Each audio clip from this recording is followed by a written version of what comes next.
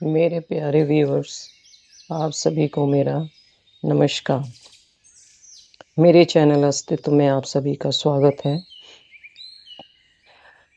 भगवान से हम जुड़ना जब शुरू करते हैं, यानी कि हम जब उसकी आराधना करते हैं और मन से हम उसे चाहते हैं, तो वो धीरे-धीरे, जो मैंने पहले अपनी वीडियोज़ में बताया था कि वो हमें तरह-तरह की डिफ़िकल्टीज़ में डालता है।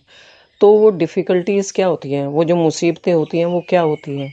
वो कौन-सी ऐसी मुसीबतें होती हैं जिससे कि भगवान को ये पता चलता है उस व्यक्ति के बारे में कि वो कितना अपने को उन परिस्थितियों में बैलेंस बना के रखता है, किस तरह से वो उनको दूर करता है या उन डिफ़िकल्टीज़ से निकलता है बाहर, वो पॉज़िटिव वे अपनाता है या नेगेटिव वे अपनाता है। जैसे शुरू में तो वो डिफ़िकल्टीज़ हल्की-हल्की आती हैं, लेकिन जैसे-जैसे इंसान वहाँ पर खड़ा रहता है और मज़बूती से उनको ओवरकम करता है डिफ़िकल्टीज़ को, तो वो डिफ़िकल्टीज़ जो टेस्ट की फ़ॉर्म में होती हैं, वो धीरे-धीरे थोड़ी सख्त होती जाती हैं।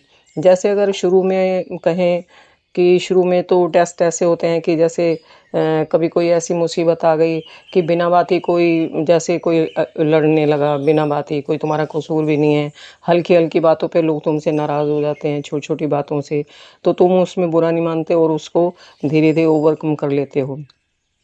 उस परेशानी में तुम ज़्यादा इन्वॉल्व नहीं होते हो।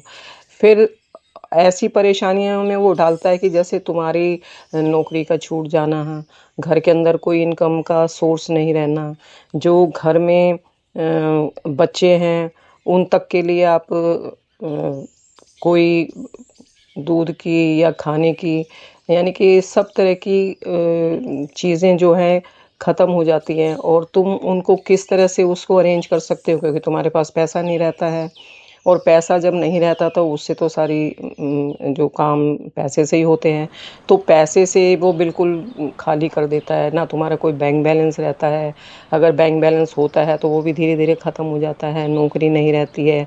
इवन ऐसा भी होता है कि तुम्हारे घर में आटा तक नहीं होता है, तो तुम भूखे रहने की कगार पे आ जाते हो, भूखे मरने की। अगर मान लो किसी दिन तुम्हारे पास नहीं है, आटा भी नहीं है बच्चों को रोटी खिलाने के लिए बिल्कुल भी, तो तुम उस वक़्त क्या करोगे? कैसे उस टाइम को निकालोगे? तो वो जो टाइम, या तो तुम उसके अंदर नेगेटिव रास्ता अपना लो कि भई कहीं से पैसे का इंतज़ाम करने का, चोरी का करो या किसी से पैसा माँगने जाओ। अगर कई बार ऐसा होता है कि ऐसी प्रॉब्लम आती है कि तुम किसी रिश्तेदार से भी अगर पैसा माँगते हो या किसी जान-पहचान वाले से ही माँगते हो, तो वो बंदा भी नहीं देता है पैसे। वो बहाना बना देता है, या जो अपने होते हैं वो भी तुम्हारे को इग्नोर कर देते हैं कि भाई हमारे पास तो है ही नहीं, कहाँ से दें, कैसे दें। तो तब तुम उस पोजीशन में क्या करते हो? तो कई बार तो ऐसा होता है कि भूखे सोना पड़ता है कि भाई चलो आज का दिन निकालो, कल भगवान मालिक है कि कैसे अरेंज होगा या नहीं होगा। यानी कि तुम उस वक्त को, उस मोमेंट को किस तरह से निकालते हो। जब वो मोमेंट तुम्हारा निकल जाता है, वो वक्त चाहे एक ही टाइम का हो, वो जब निकल जाता है, तो जब अगला टाइम आता है, यानी कि दूसरा दिन होता है, तो उसमें तुम्हारी जो डिफ़िकल्टी है, अगर तुमने उसमें पॉजिटिव वे ही अपनाया रखा है, तो ऊपर वाला अपने आप ही मदद करता है उसके अंदर। तुम्हारा अपने आप ही कहीं न कहीं से अरेंजमेंट हो जाता है। तो खाने का भी हो जाता है, लेकिन किस तरह से दिन निकलते हैं तुम्हें थोड़े दिन बाद याद ही नहीं रहता ये बात कि हमने कैसे वो टाइम निकाला था। बशर्ते कि उस टाइम में तुम अपने को बैलेंस में बनाए रखो और अपना सही चुनाव करो उस प्रॉब्लम को हल करने का।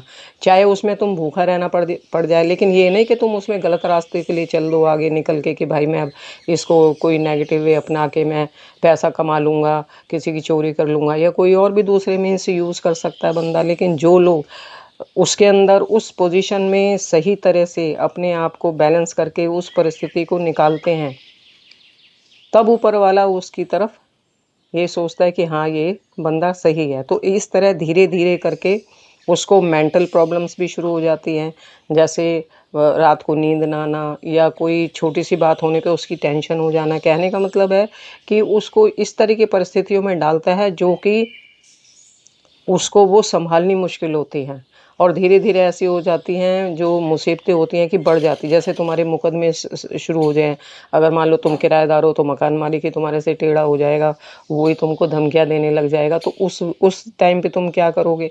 अगर मकानदार हैं तो तुम्हारे रिश्तेदार ही तुम्हारे से आके बिना बात ही उलझने शुरू हो जाएँगे, वहाँ भी तुम्हारे परेशानियाँ बढ़ सकती हैं, लड़ाई झगड़े हो सकते हैं।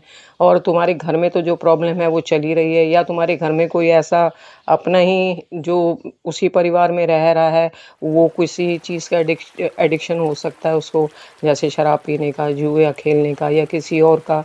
तो यानी कि चारों तरफ से मुसीबतें ही मुसीबतें आती हैं। जब मुसीबतें आती हैं तो उन मुसीबतों को, वो वाली मुसीबतें जो रात और दिन चलती हैं, और लेकिन वो जैसे एक मुसीबत आई तो वो मुसीबत तुमने हल कर ली, थोड़े दिन बाद दोबारा फिर कोई मुसीबत खड़ी हो जाएगी, चाहे वो मेंटली हो या फिज़िकल हो। तो इस तरह की जो प्रॉब्लम्स हैं वो तुम्हारी लाइफ़ के अंदर चलती ही रहती हैं। ये नहीं कि वो कभी स्टॉप हो जाती हैं। इवन तुम अगर ऊपर वाले से जुड़ भी गए हो ना, तो भी जैसे-जैसे तुम्हारी आत्मा बढ़ती है, ग्रो करती है या उसका विस्तार होता है, उसी तरह से तुम्हारी जो प्रॉब्लम्स हैं वो भी घटती और बढ़ती रहती हैं।